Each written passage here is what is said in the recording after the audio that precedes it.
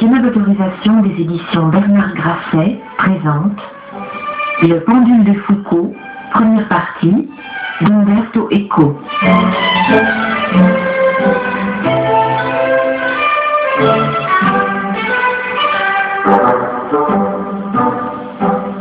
Keter, quand la lumière de l'infini. C'est alors que je vis le pendule. La sphère, mobile à l'extrémité d'un long fil fixé à la voûte du cœur, décrivait ses amples oscillations avec une isochrone majesté. Je savais, mais quiconque aurait dû s'en rendre compte sous le charme de cette paisible respiration, que la période était réglée par la relation entre la racine carrée de la longueur du fil et ce nombre pi, qui, irrationnel aux esprits sublimaires, par divine raison, lie nécessairement la circonférence au diamètre de tous les cercles possibles, si bien que le temps de l'errance de cette sphère d'un pôle à l'autre était l'effet d'une mystérieuse conspiration entre les plus intemporelles des mesures, l'unité des points de suspension, la dualité d'une dimension abstraite, la nature ternaire du pi, le tétragonde secret de la racine, la perfection du cercle. Je ne savais pas encore que, à la verticale du point de suspension, à la base, un dispositif magnétique, communiquant son rappel à un cylindre caché au cœur de la sphère, garantissait la constance du mouvement. Artifice destiné à contrecarrer les résistances de la matière, mais qui ne s'opposait pas à la loi du pendule, lui permettant même de se manifester. Car dans le vide, n'importe quel point matériel lourd, suspendu à l'extrémité d'un fil inextensible et sans poids, qui ne subirait pas la résistance de l'air et ne produirait pas de friction avec son point d'appui, eût oscillé de façon régulière pour l'éternité. De la sphère de cuivre émanaient des reflets pâles et changeants, frappés qu'elle avait été par les derniers rayons du soleil qui pénétraient à travers les vitraux. Si, comme autrefois, elle avait effleuré de sa pointe une couche de sable humide étendue sur les dalles du cœur, elle aurait dessiné à chaque oscillation un sillon léger sur le sol. Et le sillon, changeant infinitésimalement de direction à chaque instant, se serait élargi de plus en plus en forme de brèche, de tranchée, laissant deviner une symétrie rayonnée, comme le squelette d'un mandala, la structure invisible d'un pentaculum, une étoile, une rose mystique. Non, plutôt une histoire, enregistrée sur l'étendue d'un désert, de traces laissées par d'infinies caravanes erratiques, un récit de longues et millénaires migrations. Peut-être ainsi les Atlantes s'étaient-ils déplacés du continent de Mu en un vagabondage obstiné et possessif de la Tasmanie au Groenland, du Capricorne au Cancer, de l'île du Prince-Édouard au Svalbard. La pointe répétait, racontait de nouveau en un temps très resserré, ce qu'ils avaient fait de l'une à l'autre glaciation. Et peut-être faisaient encore, désormais messagers des seigneurs. Peut-être dans le parcours entre les îles Samoa et la Nouvelle-Zélande, la pointe effleurait-elle, dans sa position d'équilibre, Agartha, le centre du monde. Et j'avais l'intuition qu'un plan unique unissait Avalon, l'hyperboréenne, au désert austral qui abrite l'énigme de Ayers Rock. À ce moment-là, 4 heures de l'après-midi du 23 juin, le pendule atténuait sa vitesse propre à une extrémité du plan d'oscillation pour retomber indolent vers le centre, prendre de la vitesse à la moitié de son parcours, sabrer confiant dans le carré occulte les forces qui en marquaient le destin. Si j'étais longtemps resté, endurant le passage des heures, à fixer cette tête d'oiseau, cette pointe de lance, ce signe renversé, tandis qu'il dessinait dans le vide ses propres diagonales, effleurant les points opposés de sa circonférence astigmatique, j'aurais été victime d'une illusion fabulatrice, parce que le pendule m'eût fait croire que le plan d'oscillation avait accompli une rotation complète, revenant au point de départ en 32 heures, décrivant une ellipse aplatie. L'ellipse qui tourne autour de son centre à une vitesse angulaire uniforme, proportionnelle au sinus de la latitude. Comment aurait-il tourné si le point avait été fixé au sommet de la coupole du temple de Salomon? Peut-être les chevaliers avaient-ils essayé là-bas aussi. Peut-être que le calcul, la signification finale n'aurait pas changé. Peut-être l'église abbatiale de Saint-Martin-des-Champs était-elle le vrai temple. Quoi qu'il en soit, l'expérience n'eût été parfaite qu'au pôle, seul et unique lieu où le point de suspension se trouve sur le prolongement de l'axe de rotation de la Terre, et où le pendule réaliserait son cycle apparent en 24 heures. Mais ce n'était pas cette déviation hors de la loi, que d'ailleurs la loi prévoyait, ce n'était pas cette violation d'une mesure d'or qui rendait moins admirable le prodige. Je savais bien que la Terre tournait, et moi avec elle, et Saint-Martin-des-Champs et tout Paris avec moi, et qu'ensemble nous tournions sous le pendule qui en réalité ne changeait jamais la direction de son propre plan, parce que là-haut, d'où il pendait, et le long de l'infini prolongement idéal du fil, en haut vers les plus lointaines galaxies se trouvait, figé pour l'éternité, le point immobile. La Terre tournait, mais le lieu où s'ancrait le fil était l'unique point fixe de l'univers. Ce n'était donc pas tant vers la Terre que se dirigeait mon regard, mais là-haut, où se célébrait le mystère de l'immobilité absolue.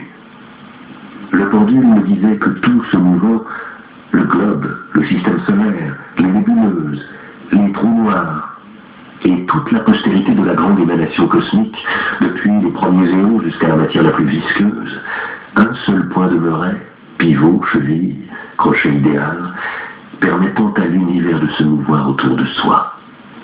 Et moi, je participais maintenant de cette expérience suprême. Moi qui pourtant me mouvais avec tout et avec le tout, mais pouvais voir cela, le non-mouvant, la forteresse, la garantie, le brouillard très lumineux qui n'est corps, n'a figure, forme, poids, quantité ou qualité, et ne voit, n'entend ni ne tombe sous la sensibilité, n'est pas en un lieu, en un temps ou en un espace, n'est âme, intelligence, imagination, opinion, nombre, ordre, mesure, substance, éternité, n'est ni ténèbres ni lumière, n'est pas erreur et n'est pas vérité. Je tressaillis en entendant un dialogue précis et nonchalant entre un garçon avec des lunettes et une fille qui malheureusement n'en portait pas. « C'est le pendule de Foucault, disait le garçon. Première expérience dans une cave en 1851. Ensuite à l'observatoire, et puis sous la coupole du Panthéon avec un fil de 67 mètres et une sphère de 28 kilos. Enfin, depuis 1855, il est ici, en format réduit, et il pend par ce trou au milieu de la voûte d'arête. Mais qu'est-ce qu'il fait? Il pendouille et c'est tout. Il démontre la rotation de la Terre, comme le point de suspension reste immobile. Et pourquoi reste-t-il immobile? Parce qu'un point, dans son point central, écoute bien, chaque point qui se trouve précisément au milieu des points que tu vois, bien, ce point, le point géométrique, tu ne vois pas, il n'a pas de dimension. Et ce qui n'a pas de dimension ne peut aller ni à droite ni à gauche, ni en bas ni en haut. Donc, il ne tourne pas. Tu piges? Si le point n'a pas de dimension, il ne peut pas même tourner autour de lui-même. Il n'a pas lui-même. Mais si la Terre tourne, la Terre tourne, mais le point ne tourne pas. Si ça te va, c'est comme ça. Sinon, tu vas faire voir, d'accord? C'est ces oignons. Misérable. Elle avait sur sa tête l'unique endroit stable du cosmos, l'unique rachat de la damnation du Panthéarei. Et elle pensait que c'était ses oignons et pas les siens. Et sitôt après, en effet, le couple s'éloigna.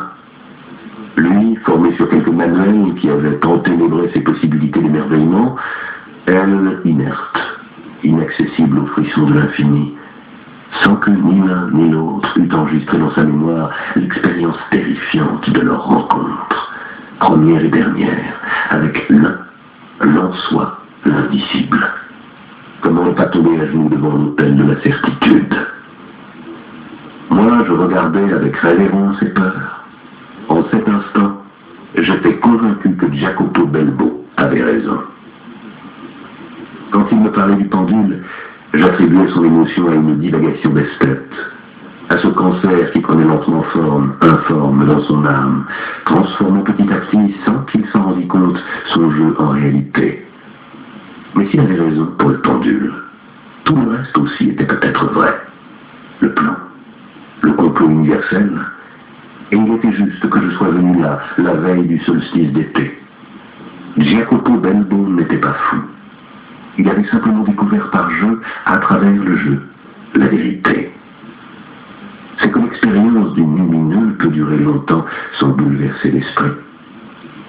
J'ai cherché alors à distraire mon regard en suivant la courbe qui, partant des chapiteaux des colonnes disposées en demi-cercle, se dirigeait le long des nervures de la voûte vers la clé, répétant le mystère de l'ogive, qui se soutient sur une absence, suprême hypocrisie statique, et fait croire aux colonnes qu'elles poussent vers le haut les liernes, et à celles-ci, repoussées par la clé, qu'elles fixent à terre les colonnes, la voûte étant en revanche un tout et un rien, effet et cause en même temps.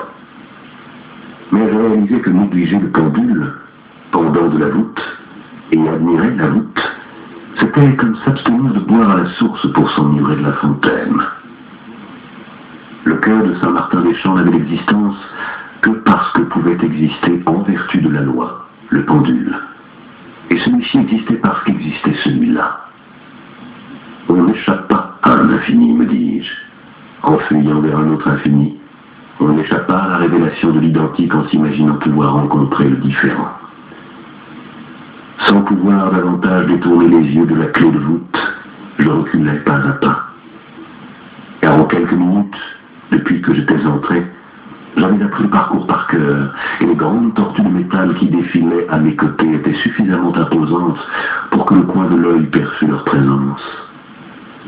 Je marchais à reculons le long de la nef, vers la porte d'entrée, et de nouveau, je fus surplombé par ces menaçants oiseaux préhistoriques en toiles rongées et fils métalliques, par ces libellules hostiles qu'une volonté occulte avait fait pendre du plafond de la nef. Je les percevais comme des métaphores savantes, bien plus significatives et allusives que le prétexte didactique n'avait feint de les avoir voulu.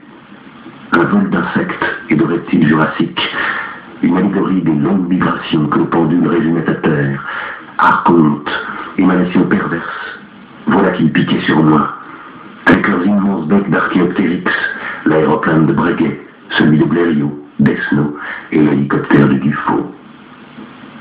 Ainsi, en effet, entre-temps au Conservatoire des Arts et Métiers, à Paris, après avoir traversé une cour 18e, posant le pied à l'intérieur de la vieille église abbatiale, enchâssée dans l'ensemble plus tardif, comme l'était jadis enchâssée dans les prieurés originels. On entre et on se trouve ébloui par ces conjurations, qui réunissent l'univers supérieur des ogives célestes et le monde octonien des dévoreurs d'huile minérale. À terre s'étend une théorie de véhicules automobiles, bicyclettes et voitures à vapeur. Dans l'eau dominent les avions des pionniers. En certains cas, les objets sont intacts, encore écaillés, corrodés par le temps, et ils ont l'air tous ensemble à la lumière ambiguë en partie naturelle et en partie électrique, recouverts d'une patine, d'un vernis de vieux violons. D'autres fois, il reste des squelettes, des châssis, des dislocations de bielles et de manivelles, qui font peser la menace d'inracontables tortures. Enchaînés qu'on se voit déjà à ces lits de contention où quelque chose pourrait se mettre en branle et à fouiller les chairs jusqu'aux aveux. Et au-delà de cette série d'anciens objets mobiles, maintenant immobiles, à l'âme rouillée, pur signe d'un orgueil technologique qui les a voulu exposer à la révérence des visiteurs, veillés à gauche par une statue de la liberté au modèle réduit de celle que Bartholdi avait projetée pour un autre monde, et à droite par une statue de Pascal, s'ouvre le cœur, où, aux oscillations du pendule, fait couronne le cauchemar d'un entomologiste malade. Kélate, mandibule, antenne, troglodytis, ailes, pattes, un cimetière de cadavres mécaniques qui pourraient se remettre à marcher tous en même temps. Magnéto, transformateur monophasé, turbine, groupe convertisseur, machine à vapeur, dynamo, et au fond, au-delà du pendule, dans le point noir, des idoles assyriennes, chaldéiques, carthaginoises, de grands bals au ventre un jour brûlant, des vierges de Nuremberg avec leur cœur hérissé de colonies émues, ceux qui avaient été autrefois des moteurs d'aéroplanes, indicibles couronnes de simulacres prosternés dans l'adoration du pendule, comme si les enfants de la raison et des lumières avaient été condamnés à garder pour l'éternité le symbole même de la tradition et de la sapience. Et les touristes ennuyés qui paient leurs 9 francs à la caisse et entrent gratis le dimanche, peuvent donc penser que de vieux messieurs du 19e siècle, la barbe jaunie de nicotine, le col froissé USE, la cravate lavalière noire, la redingote puant le tabac à priser, les doigts brunis par les acides, l'esprit acide d'envies académiques, des fantômes de pochade qui s'appelaient à tour de rôle cher maître, On plaçait ces objets sous ces voûtes dans une vertueuse volonté d'exposition, pour satisfaire le contribuable bourgeois et radical, pour célébrer les voies radieuses du progrès. Non. Non, Saint-Martin-des-Champs a été pensé d'abord comme prieuré, et ensuite comme musée révolutionnaire, en tant que recueil des sciences les plus mystérieuses. Et ces avions, ces machines automotrices, ces squelettes électromagnétiques se trouvaient là pour entretenir un dialogue dont m'échappait encore la formule.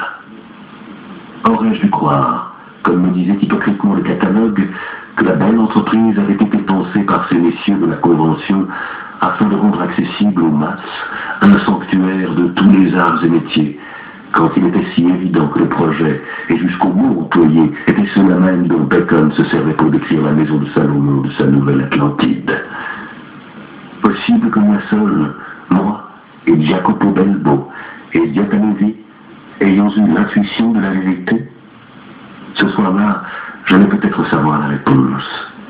Il fallait que je parvienne à rester dans le musée au-delà de l'heure de la fermeture en attendant minuit. Par où ils entreraient, je ne le savais pas. Je soupçonnais que le long du réseau des égouts de Paris, un conduit reliait quelques points du musée à quelque autre point de la ville, peut-être près de la porte Saint-Denis, mais à coup sûr, je savais que si je sortais, je ne rentrerais pas par ce côté. Il fallait donc que je me cache et que je reste dedans.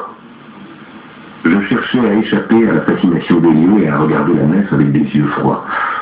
À présent, je ne cherchais plus une révélation, je voulais une information.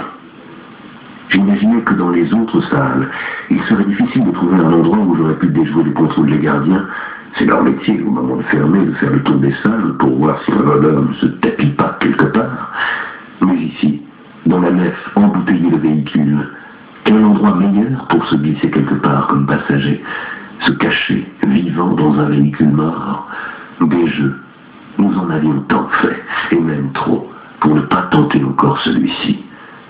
Alors, du cœur, me dis-je, ne pense plus à la sapience, demande aide à la science. Nous avons de diverses et curieuses horloges. J'avais retrouvé le contrôle de mes nerfs et de mon imagination. Il fallait que je joue avec ironie, comme j'avais joué jusqu'à quelques jours avant, sans me prendre au jeu. J'étais dans un musée, et il fallait que je sois dramatiquement rusé et lucide. Je regardais avec familiarité les avions au-dessus de moi. J'aurais pu grimper dans la carlingue d'un biplan et attendre la nuit comme si je survolais la Manche, saluant d'avance la Légion d'honneur. Les noms des automobiles au sol me paraissaient affectueusement nostalgiques. Hispano-Suiza, 1932, belle et accueillante. À exclure, parce que trop près de la caisse. Mais j'aurais pu tromper l'employé si je m'étais présenté en knickerbockers. C'est dans le pas à une dame en tailleur crème, une longue écharpe autour de son cou filiforme, un mignon chapeau cloche, sur une coupe à la Garçonne. La Citroën C64 1931 nous s'offrait qu'en section, bon modèle scolaire, mais cachette dérisoire. Même pas la peine de parler de la voiture à vapeur de Cugnot, énorme, carrément une chaudière, ou une marmite si on veut. Il fallait regarder sur le côté droit, le long du mur, où se trouvaient les vélocipèdes aux grandes roues florales, les draisiennes au cadre plat, genre patinette, évocation de gentleman en haute forme qui trottine à travers le bois de Boulogne, cavalier du progrès. Face aux vélocipèdes de bonne carrosserie, réceptacle gourmand, peut-être pas la Panhard Dinavia 1945 trop transparente et étroite dans sa forme aérodynamique, mais sans nul doute digne de considération la haute Peugeot C6G. Une mansarde, une alcôve. Une fois dedans, enfoncé dans les divans de cuir, personne n'aurait pu soupçonner ma présence. Difficile de m'y hisser cependant. Un des gardiens était assis juste devant, sur un banc, le dos au bicycle.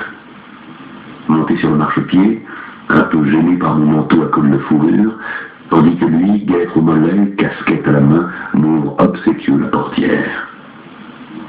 Je me concentrai un instant sur l'Obéissante, 1873, premier véhicule français à traction mécanique pour 12 passagers. Si la Peugeot était un appartement, j'avais devant les yeux un immeuble. Mais pas question de penser y pouvoir accéder sans attirer l'attention de tout le monde, de même qu'il est difficile de se cacher quand les cachettes sont les tableaux d'une exposition. Je traversai de nouveau la salle. La statue de la liberté se dressait, éclairant le monde, sur un socle de presque 2 mètres, conçu comme une proue, avec un rostre coupant. Elle dissimulait à l'intérieur une sorte de guérite, par où on avait vu, droit devant, à travers un hublot, sur un diorama de la baie de New York. Bon poste d'observation quand viendrait minuit. Avec cette possibilité de dominer dans l'ombre le cœur à gauche et la nef à droite, le dos protégé par une grande statue de Graham en pierre, qui regardait vers d'autres couloirs, placée qu'elle était dans une sorte de transept. Mais en pleine lumière, on voyait très bien si la guérite était habitée. Et un gardien normalement constitué y aurait jeté tout de suite un coup d'œil, par acquis de conscience, une fois les visiteurs évacués. Je n'avais pas beaucoup de temps. On allait fermer à 5h30. Je pressais le pas pour revoir le promeneur. Aucun des moteurs ne pouvait fournir un refuge. Pas même à droite, les grands appareils pour navire, reliques de quelques Lusitania, engloutis par les eaux, ni l'immense moteur à gaz de Lenoir, avec sa variété de roues dentées. Non, mais plutôt maintenant que la lumière diminuait et pénétrait, aqueuse à travers les vitraux gris, j'étais de nouveau saisi par la peur de me cacher parmi ces animaux et de les retrouver ensuite dans le noir, à la lumière de ma torche électrique, régner dans les ténèbres, haletant d'une lourde respiration tellurique, os et viscères sans plus de peau, crissants et puants de bave huileuse. Au milieu de cette exposition, que je commençais à trouver immonde, d'organes génitaux diesel, de vagins à turbine, de gorges inorganiques qui en leur temps éructèrent, et peut-être cette nuit même éructeraient de nouveau des flammes, des vapeurs, des sifflements, ou bourdonneraient, indolents comme des cerfs-volants, craquetteraient comme des cigales. Parmi ces manifestations squelettiques d'une pure fonctionnalité abstraite, automates capables d'écraser, scier, déplacer, casser, tronçonner, accélérer, enrayer, déglutir à explosion, octer les cylindres, se désarticuler comme des marionnettes sinistres, faire rouler les tambours, convertir les fréquences, transformer les énergies, tournoyer les volants. Comment aurais-je pu survivre? Ils m'auraient affronté, poussés par les seigneurs du monde qui les avaient voulus pour parler de l'erreur de la création, dispositifs inutiles, idoles des maîtres du bas univers. Comment aurais-je pu résister sans vaciller? Il fallait que je m'en aille. Que je m'en aille. Tout était une pure folie et j'étais en train de tomber dans le jeu qui avait fait perdre la raison à Jacopo Belbo, moi, l'homme de l'incrédulité. Je ne sais pas si l'autre soir, j'ai bien fait rester. Sinon, je connaîtrais aujourd'hui le début, mais pas la fin de l'histoire. Ou bien je ne serais pas ici, comme je le suis à présent, isolé sur cette colline, tandis que les chiens aboient au loin, là-bas dans la vallée, à me demander si c'était vraiment la fin, ou si la fin doit encore venir. J'ai décidé de continuer. Je suis sorti de l'église en prenant sur la gauche à côté de la statue de Graham et en empruntant une galerie. J'étais dans la section des chemins de fer. Les modèles réduits multicolores de locomotives et de wagons semblèrent des jouets rassurants. Un morceau d'une Balgodie pour Pinocchio, d'une hollandaise Madurodam, d'une Italie en miniature, d'une Mirapolis. Je m'habitue maintenant à cette alternance d'angoisse et de familiarité, terreur et désenchantement. Au vrai, n'est-ce pas l'un des deux maladies?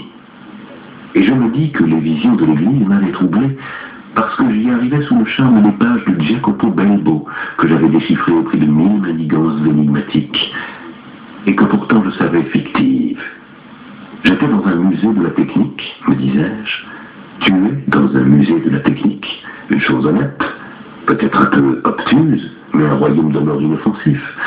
Tu sais comment sont les musées, personne n'a jamais été dévoré par la Joconde, monstre androgyne, méduse pour les seuls esthètes. Et tu seras encore moins dévoré par la machine de Watt, qui ne pouvait épouvanter que les aristocrates ossianiques et néogothiques, raison pourquoi elle apparaît si pathétiquement compromissoire. Toute fonction et élégance corinthienne, manivelle et chapiteaux, chaudière et colonnes, roues et tympans. Jacopo Belbo, fut de loin, cherchait à m'entraîner dans le piège hallucinatoire qu'il avait perdu. Il faut, me disais-je, se conduire en scientifique. A-t-on vu le vulcanologue brûler comme un empédocle? Fraser, fuyait-il traqué dans les bois de Ménie? Allez, tu es Sam Spade, d'accord? Tu dois seulement ratisser les bas-fonds, c'est le métier. La femme qui t'a mis le grappin dessus, elle doit mourir avant la fin, et si possible par tes zigues. Bye bye, Émilie. Ça a été beau, mais t'étais un automate sans cœur. Le hasard veut cependant qu'à la galerie des transports fasse suite le hall de Lavoisier, donnant sur l'escalier monumental qui monte aux étages supérieurs.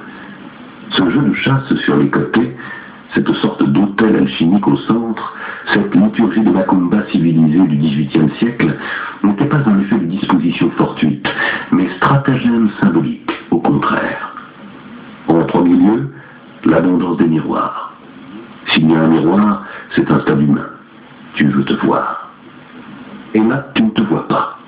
Tu te cherches, tu cherches ta position dans l'espace, où le miroir te dise « tu es ici, et c'est toi ». Et tu te mets à souffrir énormément et à t'angoisser, parce que le miroir de Lavoisier, qu'il soit concave ou convexe, te déçoive, te raille. En reculant, tu te trouves, puis tu te déplaces, et tu te perds. Ce théâtre capotrique avait été disposé pour t'enlever toute identité et te rendre incertain du lieu où tu te trouves. Comme pour te dire, toi, tu n'es pas le pendule, ni dans le jeu du pendule. Et cette incertitude s'empare non seulement de toi, mais des objets mêmes placés entre toi et un autre miroir. Certes, la physique sait te dire ce qui arrive et pourquoi.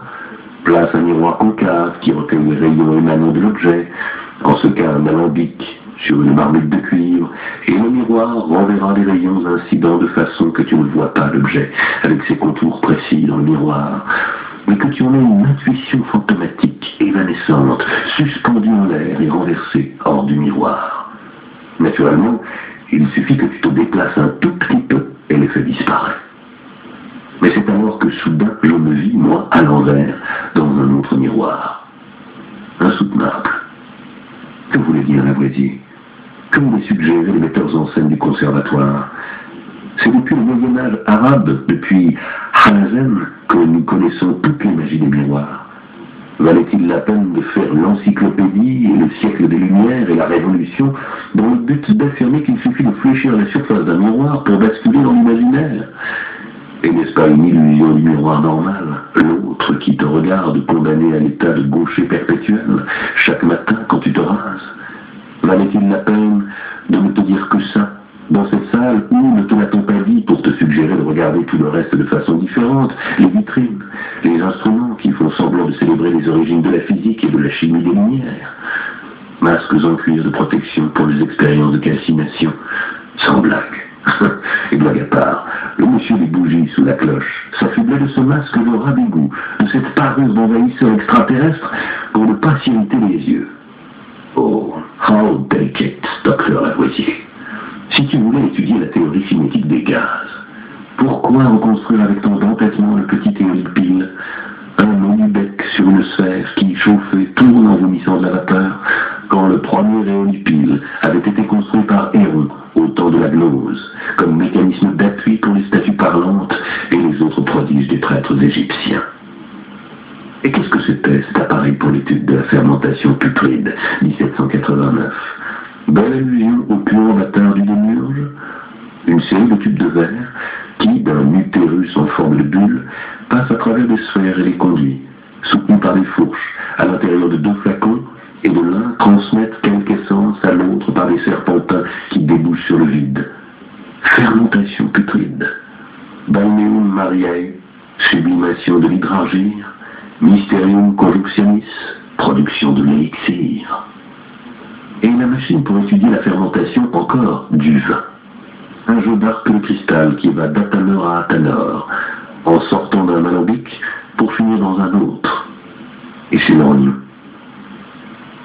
Et la minuscule clepsydre, et le petit électroscope, et la lentille, et le petit couteau de laboratoire qui ressemble à un caractère cunéiforme, la spatule avec le levier d'éjection, la lame de verre, le creuset en argile réfractaire de 3 cm pour produire un homoculus à dimension de gnome, l'utérus infinitésimal pour clonisme infime, les boîtes d'acajou pleines de petits sachets blancs, comme des cachets d'apothicaires de village, enveloppés dans des parchemins sillonnés de caractères intraduisibles, avec des spécimens minéralogiques, à ce qu'on dit. En vérité, des fragments du suaire de Basilide, des reliquaires avec le prépuce d'Hermès Trimégiste, et le marteau de tapissier, long et mince, pour frapper le début d'un très bref jour du jugement dernier, une enchère de quintessence devant se dérouler entre le petit peuple des elfes d'Avalon et l'ineffable petit appareil pour l'analyse de la combustion des huiles, les globules de verre disposés en pétales de trèfle à 4 feuilles, plus des trèfles à 4 feuilles reliés l'un à l'autre par des tubes d'or, et les trèfles à 4 feuilles à d'autres tubes de cristal, et ces derniers à un cylindre cuivreux, et puis, à pic en bas, un autre cylindre d'or et de verre, et d'autres tubes inclinés, appendices pendants, testicules, glandes, excroissance, crête. C'est ça la chimie moderne. Et c'est pour ça qu'il fallait guillotiner l'auteur, quand cependant rien ne se crée et rien ne se détruit. Ou alors on l'a tué pour le faire taire sur ce que, mine de rien, il révélait, comme Newton qui déploya les ailes de son génie, mais continuait à méditer sur la cabale et sur les essences qualitatives.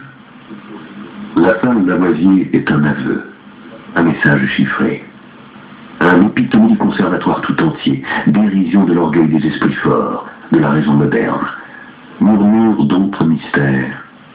Jacopo Belbo avait raison, la raison avait tort. Je hâtais le pas, l'heure pressait. Voici le mètre et le kilo, et les mesures, fausses garanties de garantie.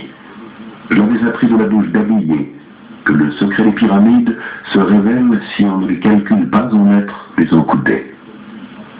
Voici les machines arithmétiques, triomphe fictif du quantitatif, en vérité promesse de qualités occultes des nombres, retour aux origines du notaricon des rabbins en fuite à travers les landes de l'Europe. Astronomie, horloge, automate, attention de ne pas m'attarder parmi ces nouvelles révélations.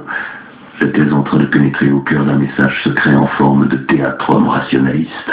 Vite, vite, j'explorerai après, entre la fermeture et minuit, ces objets qui, dans la lumière oblique du couchant, prenaient leur vraie physionomie. Des silhouettes, par des instruments. En haut, je traverse les salles des métiers, de l'énergie, de l'électricité. Aussi bien dans ces vitrines, je n'aurais pas pu me cacher. Au fur et à mesure que je découvrais ou saisissais par intuition le sens de ces séries, j'étais pris par l'anxiété de n'avoir pas le temps de trouver la cachette pour assister à la révélation nocturne de leurs raisons secrètes. Maintenant, je me déplaçais en homme traqué, par ma montre et par l'horrible avancée du nombre. La terre tournait, inexorable, l'heure approchait. D'ici peu, on me chasserait.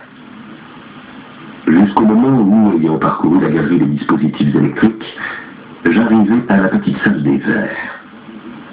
Par quel illogisme avait-on disposé qu'au-delà des appareils les plus avancés couteaux de l'ingéniosité moderne, il dut se trouver une zone réservée à des pratiques qui furent connues des Phéniciens, il y a des millénaires. Salle mélangée que celle-ci, où alternaient porcelaine chinoise et vases en régime lalique, poterie, bacaroterie, et au fond, dans une chasse énorme, grandeur nature et à 3 dimensions, un lion qui tuait un serpent. La raison apparente de cette présence était que le groupe figuré avait été entièrement réalisé en pâte de verre. Mais il devait y avoir une autre raison, emblématique celle-là. Je cherchais à me rappeler où j'avais déjà aperçu cette image. Et puis, je me souvins. Le démiurge, l'odieux produit de la Sophia, le premier archonte, Ildabaoth, le responsable du monde et de son radical défaut, avait la forme d'un serpent et d'un lion. Et ses yeux jetaient une lumière de feu. Le conservatoire tout entier était peut-être une image du processus infâme, à cause de quoi? De la plénitude du premier principe, le pendule, et de l'éclat du plérone, déon en néon, l'Ogdoad se délite, et on parvient au royaume cosmique où règne le mal. Mais alors, ce serpent et ce lion me signifiaient que mon voyage initiatique, hélas à rebours, était désormais terminé, et que d'ici peu je reverrai le monde non point tel qu'il doit être, mais tel qu'il est. Et en effet, je remarquai que dans l'angle droit, contre une fenêtre, se trouvait la guérite du périscope. J'entrai. Je me trouvais devant une plaque de verre, comme un tableau de bord, sur lequel je voyais se dérouler les images d'un film très flou, d'une section de ville. Puis je me rendis compte que l'image était projetée par un autre écran, situé au-dessus de ma tête, où elle apparaissait à l'envers. Et ce second écran était l'oculaire d'un périscope rudimentaire, fait pour ainsi dire de 2 grosses boîtes encastrées à angle obtus, avec la boîte la plus longue qui s'avançait en guise de tube hors de la guérite, sur ma tête et dans mon dos, atteignant une fenêtre supérieure, d'où, certainement par un jeu intérieur de lentilles qui lui consentait un grand angle de vision, il captait les images extérieures. Calculant le parcours que j'avais fait en montant, je compris que le périscope me permettait de voir l'extérieur comme si je regardais par les vitraux supérieurs de l'abside de Saint-Martin, comme si je regardais accroché au pendule, dernière vision d'un pendu. J'adaptais mieux ma pupille à cette image blafarde. Je pouvais maintenant voir la rue Vaucanson, sur laquelle donnait le cœur, et la rue Comté, qui prolongeait idéalement la nef. La rue Comté débouchait sur la rue Montgolfier à gauche et la rue de Turbigo à droite, deux bars au coin, le week-end et la rotonde. Et droit devant une façade sur laquelle se détachait l'inscription que je déchiffrais non sans difficulté, les créations Jacques Sam. Le périscope.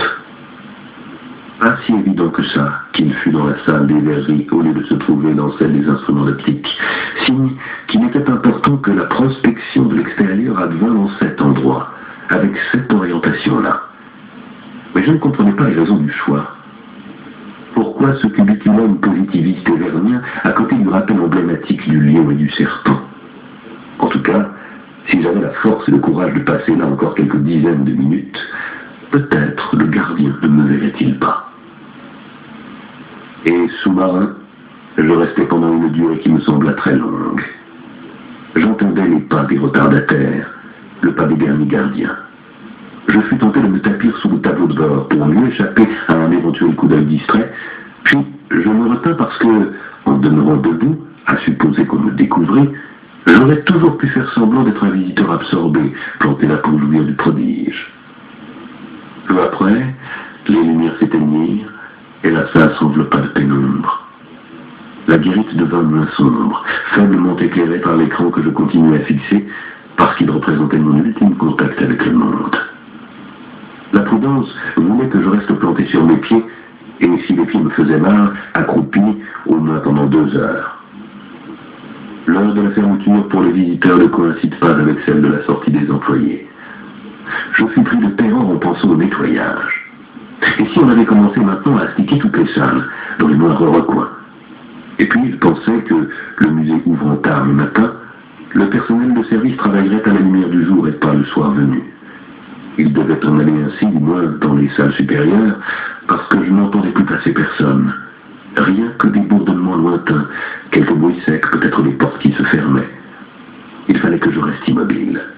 J'aurais le temps de regagner l'église entre 10 et 11 heures, peut-être après, car les seigneurs ne devaient venir que vers minuit. À ce moment-là, un groupe de jeunes sortait de la rotonde. Une fille passait dans la rue Comté, en tournant dans la rue Montgolfier. Ce n'était pas un quartier très fréquenté, résisterais-je des heures et des heures en regardant le monde insipide que j'avais derrière moi. Mais si le périscope était ici, n'aurait-il pas dû m'envoyer des messages d'une certaine et secrète importance? Je sentais venir l'envie d'uriner. Il fallait que je n'y pense pas, c'était nerveux. Que de choses nous viennent à l'esprit quand vous êtes seul et clandestin dans un périscope. Ce doit être la sensation de ce qui se cache dans la soute d'un navire pour émigrer loin. De fait, le but final devait être la Statue de la Liberté avec le diorama de New York. J'aurais pu me laisser surprendre par la somnolence, peut-être aurait-ce été un bien. Non, j'aurais pu me réveiller trop tard. Le plus à craindre aurait été une crise d'angoisse. Quand vous avez la certitude que dans un instant vous allez crier, périscope, submersible, bloqué sur le fond, peut-être autour de vous déjà nagent les grands poissons noirs des abysses, et vous ne les voyez pas, et vous seul savez que l'air est en train de vous manquer. Je respirais profondément plusieurs fois, concentration. L'unique chose qui, en ces moments-là, ne vous trahit pas, c'est la liste des commissions. Revenir aux faits, les énumérer, en déterminer les causes, les effets. J'en suis arrivé là pour ça, et pour cet autre motif. Surgir les souvenirs clairs, précis, ordonnés, les souvenirs des 3 derniers jours frénétiques, puis les 2 dernières années entremêlés avec les souvenirs des 40 ans en arrière, comme je les avais retrouvés en violant le cerveau électronique de Jacopo Belbo. Je me souviens, et je me souvenais, pour donner un sens au désordre de notre création ratée. À présent, comme l'autre soir dans le périscope, je me contracte en un point lointain de mon esprit pour qu'on émane une histoire. Comme le pendule. Dieu-Talevi me l'avait dit. La première séphira est Keter, la couronne, l'origine, le vide primordial. Il créa d'abord un point qui devint la pensée, où il dessina toutes les figures. Il était, il n'était pas, enfermé dans le nom et échappé au nom. Il n'avait encore d'autre nom que qui. Pur désir d'être appelé par un nom. Au commencement, il traça des signes dans l'aura. Une flamme sombre surgit de son fond le plus secret, comme une brume sans couleur qui donnerait forme à l'informe, et sitôt qu'elle commença à s'étendre, se forma en son centre une source jaillissante de flammes qui se déversèrent pour éclairer les séphirotes inférieures, en bas jusqu'au royaume. Mais peut-être dans ce Tzimtzum, dans cette retraite, dans cette solitude, disait Dieu-Talevi, y avait-il déjà la promesse du retour.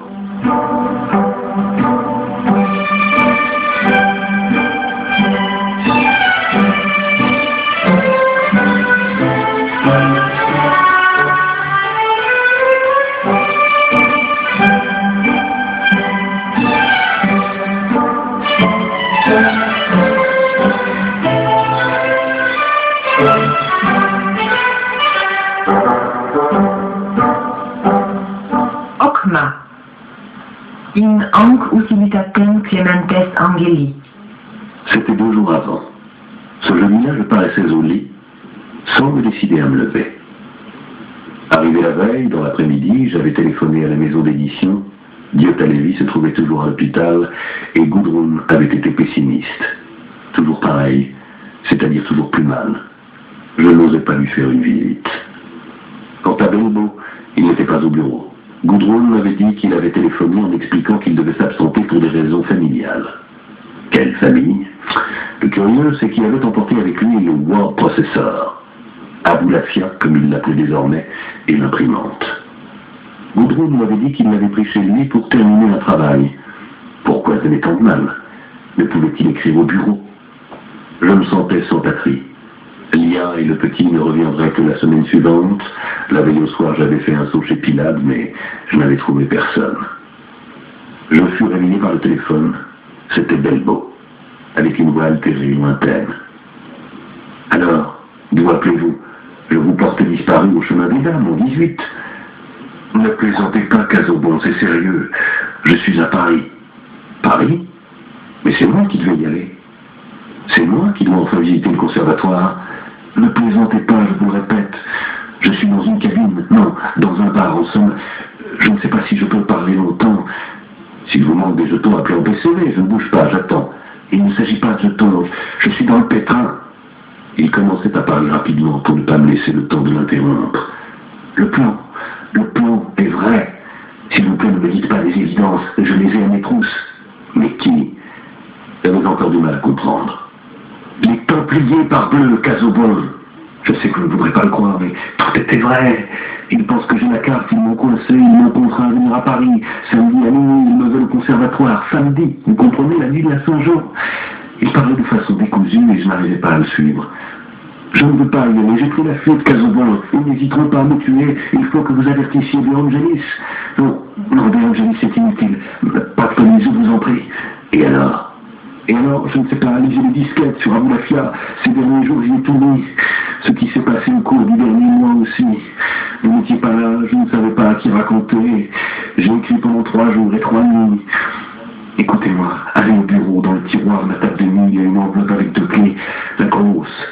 N'en tenez pas compte. C'est celle de ma maison de campagne. Mais la petite est celle de mon appartement de Milan. Allez-y et lisez tout. Ensuite, vous déciderez, vous. Ou bien nous en parlerons, mon Dieu. Je ne sais vraiment que faire. D'accord, je lis. Mais après, je vous retrouve vous. Je ne sais pas. Ici, ce sont les hôtels chaque nuit, disons que vous faites tout aujourd'hui, et puis vous m'attendez chez moi demain matin. J'essaie de vous rappeler si je peux. Oh mon Dieu, le mot de passe. J'entendis des bruits. La voix de Belbo s'approchait et s'éloignait avec une intensité variable, comme si quelqu'un cherchait à lui arracher le combiné. Belbo, qu'est-ce qui arrive? Il me trouvait le mot. Un coup sec. comme un coup de feu. Ce devait être le combiné qui, en tombant, avait heurté le mur, ou ses tablettes placées sur le téléphone. Remue-ménage, puis le prix du combiné raccroché. Sûrement pas par Belbo. Je me mis aussitôt sous la douche. Il fallait que je me réveille. Je ne comprenais pas ce qui arrivait. Le plan était vrai. Quelle absurdité. C'est nous qui l'avions inventé. Qui avait capturé Belbo? Les Rose-Croix, le comte de Saint-Germain, le Crana, les chevaliers du Temple, les assassins. À ce point-là, tout était possible, étant donné que tout était invraisemblable. Il se pouvait que Belbo eût le cerveau qui ne tournait plus rond. Il était si tendu ces derniers temps. Et je ne comprenais pas si c'était à cause de Lorenza Pellegrini ou parce qu'il était de plus en plus fasciné par sa créature. Ou mieux, le plan nous appartenait à moi, à lui, à Diota Lévy. Mais c'était lui qui paraissait mordu désormais au-delà des limites du jeu. Inutile de bâtir des hypothèses. Je me rendis à la maison d'édition. Gudrun m'accueillit avec des observations acides sur le fait que maintenant elle était seule à mener l'entreprise. Je me précipitai dans le bureau, trouvai l'enveloppe, courus à l'appartement de Belbo.